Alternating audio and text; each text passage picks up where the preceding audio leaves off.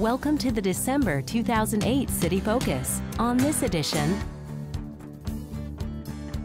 Downtown Plan Charrette,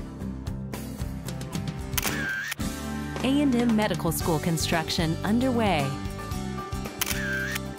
and keep safe this holiday season. These stories and more on City Focus. Downtown Round Rock is poised for a renaissance. If you'd like to play a part in this historic area reemerging as the heart and soul of the community, have we got an opportunity for you.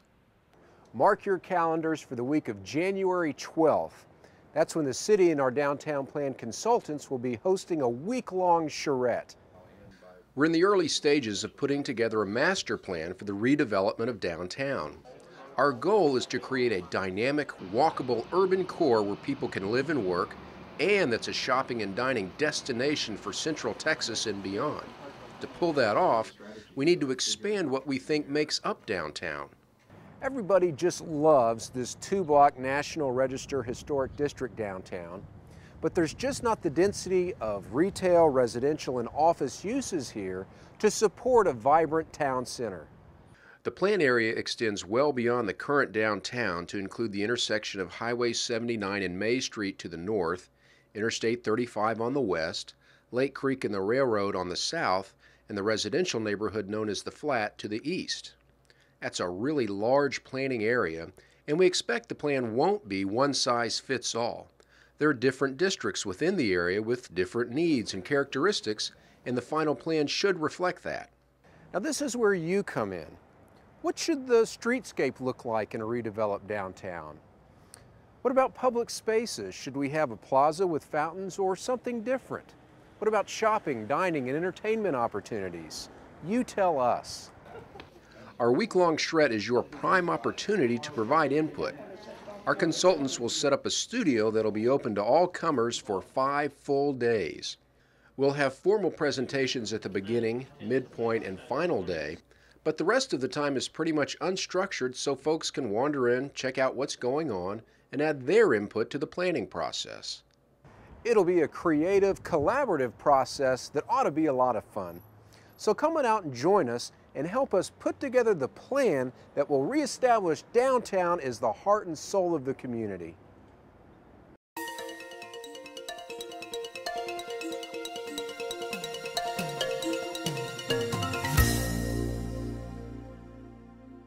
With registration for spring programs underway, we thought we'd take the opportunity to show you how you can get signed up for Round Rock Parks and Recreation programs from the comfort of your computer at roundrockrecreation.com. From the roundrockrecreation.com welcome page, you'll want to go to My Account and sign in. If you do not yet have an account, you can create a new account from this page. Once logged in, you can select programs to see all the different classes and programs you can register for. On the Programs page, you can search for a class by class code or run an advanced search. The advanced search helps find a class by complex, day or date, and keyword. Back at the main program page, you can narrow classes down by type. Once you've chosen a type, you can further drill down or pick a class on the right. Once you select a class, you can see detailed information and add it to your basket and check out. If you have any questions about the system, you can always access the Help Desk section. Avoid lines and register online today at roundrockrecreation.com.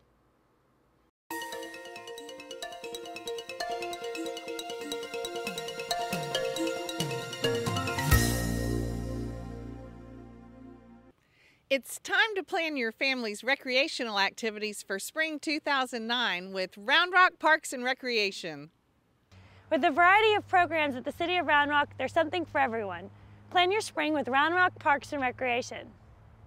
If you're working on fitness, head over to Clay Madsen Recreation Center for the athletic boot camp or yoga Pilates classes for all ages. Learn to swim this spring at the indoor pool at Clay Madsen. Or if you're into sports, join one of our basketball, flag football, kickball, or softball leagues, or improve your golf, tennis, or martial arts skills in our instructional programs. Children can enjoy yoga, dance, gymnastics, cheer, and educational classes for children and toddlers ranging from cooking to drama. Browse and sign up for programs today at roundrockrecreation.com or pick up a program brochure from City Hall, Round Rock Parks and Rec, or Clay Madsen Recreation Center. Don't miss out on the fun. Sign up today.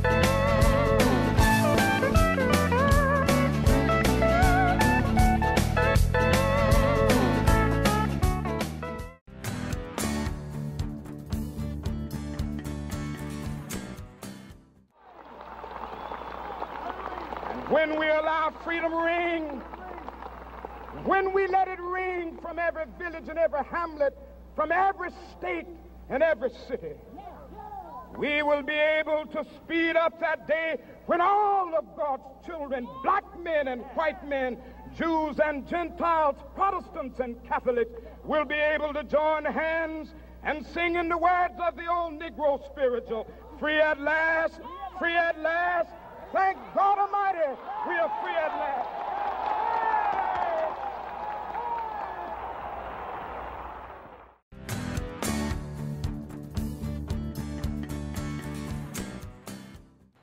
Movers and shakers from state government and higher education descended on Round Rock last month for the dedication of the Texas A&M Health Science Center's new medical school.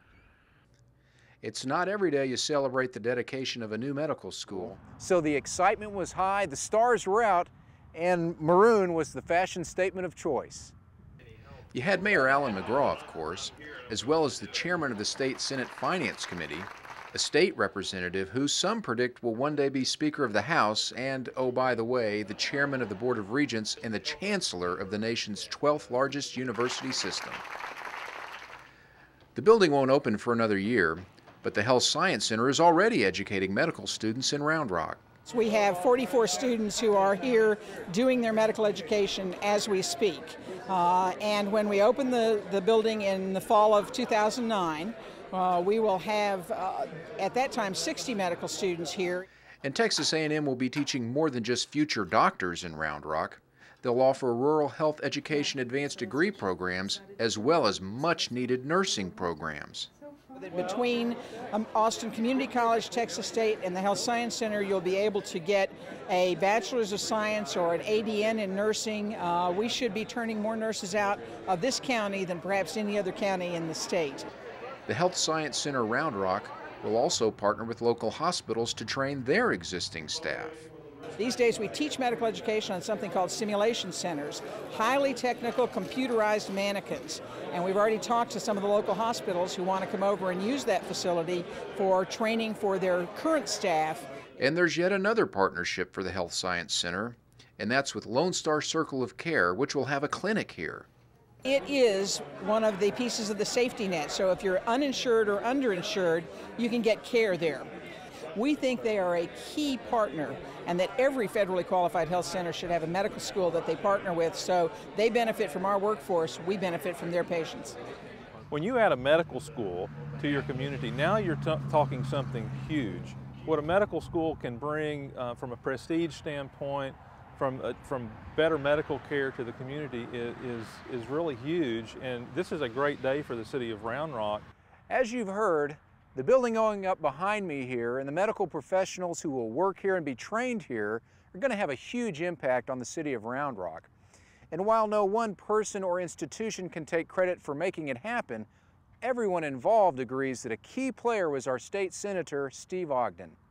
There was no doubt in my mind that if we were going to expand the medical school at Texas A&M, we had to do it in part in Round Rock, Texas.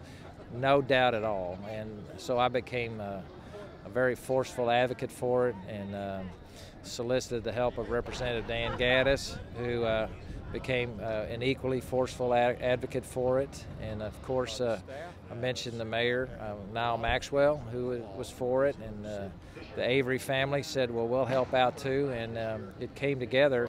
While all this is impressive, the Texas A&M Health Science Center has even bigger plans for the future of its Round Rock campus. We hope that 20, 25 years from now, we'll have all of the bricks and mortar of a medical school that'll include the research as well as the clinical training. We hope that we'll have the entire range of School of Public Health, not just 1 or 2 degrees, but the entire 6 or 7 degrees that are offered. We think that we might see a branch of the pharmacy school here, and clearly the nursing program will grow. As you see those things build, you then begin to see clinical facilities build in the area where those faculty members help see patients even as they're teaching. So this 50 acres will eventually house probably 10 to 15 buildings, some involved in education, many involved in healthcare, partnering with the others in the region. You add all those things together, and Round Rock is uniquely positioned to take advantage of the healthcare and the education, and I think this really will be the focus of the economy of Round Rock going into the future.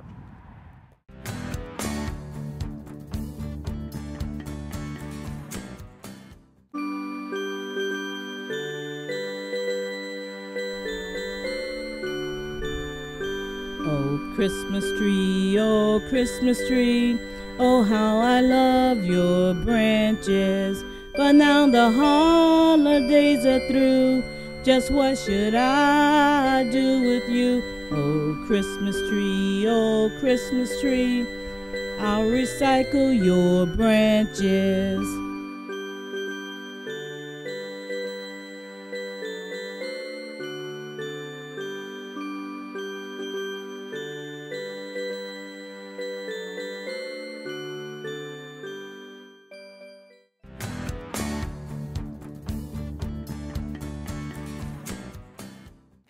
When we think of Christmas, we think family gatherings, good food, and shopping for presents. Shannon McIntyre has a report to remind us that we need to think safety as well. As Christmas time approaches, many people are getting into the holiday spirit with festive decorations. But Christmas trees, candles, and lights can pose a fire hazard that can turn celebrations to disasters. Here are a few tips to help you celebrate the holidays safely. Artificial trees are much safer than natural cut trees. If you do have a naturally cut tree, you need to make sure that it's got a steady base so that way it won't tip over. You also need to make sure that it holds at least 2 inches of water in there to feed the tree. When you notice that the branches or the needles start falling off, then it's time to discard the tree. You can do that at the local recycling center. You also, whenever you're setting your tree up, you want to inspect the lights that you're going to be putting on there. You want to check for braids, any type of cuts in it, cracks. When you plug your lights in, you want to plug them into a surge protector and then plug the surge protector into the wall. That'll help prevent any type of overloading on the electrical circuits. If you're using candles this season, we want to make sure that they're on a stable base and away from anything that's going to catch on fire. We recommend that your Christmas tree is away from anything that's going to produce heat, such as candles or heat vents, and you want to keep that distance at least the height of that tree. For more information on family safety, check out the tips on the city's website, including how to prepare a home fire escape plan. A few precautions can make this a great Christmas.